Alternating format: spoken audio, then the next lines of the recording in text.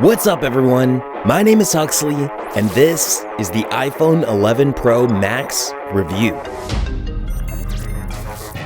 This year, Apple released two tiers of entry into the latest and greatest it has to offer, and they come in the form of the iPhone 11 Pro and iPhone 11 Pro Max. I've been using the iPhone 11 Pro Max for the last 30 days now, and despite the lack of any truly innovative improvements over last year's model, I still think it's one of the best phones you can get this year.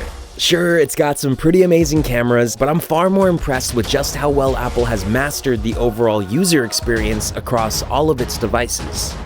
If you're using anything less than an iPhone X right now, there's a good chance that you're probably due for an upgrade. And I know, the new colors, the matte finish, that triple camera setup, it's all very exciting. And I'm sure that a lot of people are tempted to run out and upgrade right now, but the truth is, you really shouldn't.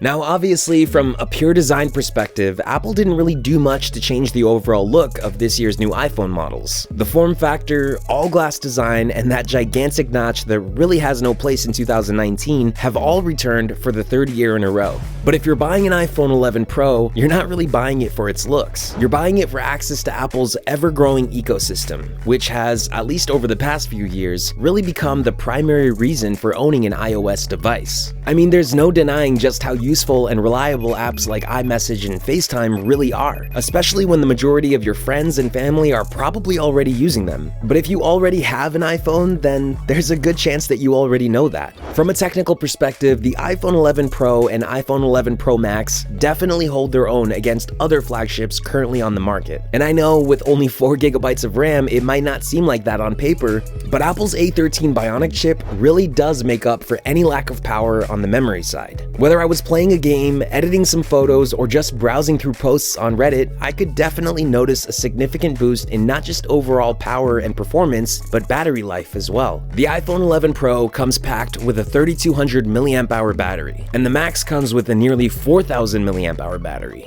Now, Apple claims that that'll last you about a day, and I can definitely confirm that it does. In fact, this is the only iPhone that's actually ever been able to last me through an entire day of regular usage. And while the included 18-watt charger isn't quite as fast as the OnePlus 7 Pro's 30-watt charger or the Note 10's 45-watt charger, it's still a massive improvement over the 5-watt charger that came with every other iPhone before. Face ID works much faster and feels a lot more reliable with its newly improved sensors that allow for quicker and more effective facial scans. I'd still much prefer an in-screen fingerprint reader, but for now, with how well Face ID works, it's hard to complain about it too much without sounding like I'm just being nitpicky.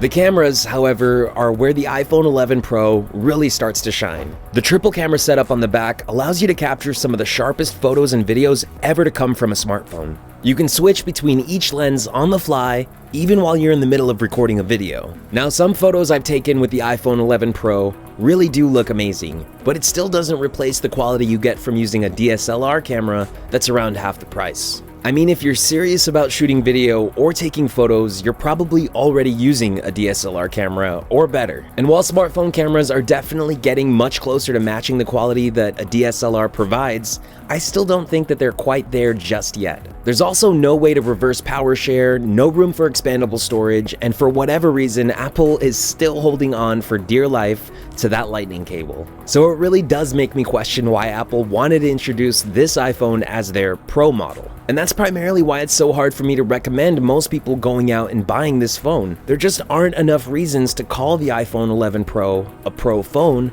with such a high price tag. Don't get me wrong, it's still by far and away the most powerful iPhone ever created, and if you're a huge Apple fan, you're probably still gonna love it no matter what. But for the majority of people out there, if you already have an iPhone X, XR, or XS, you really should just wait for next year's model. Anyway, thanks for watching, make sure to subscribe, and I'll see you in the next one.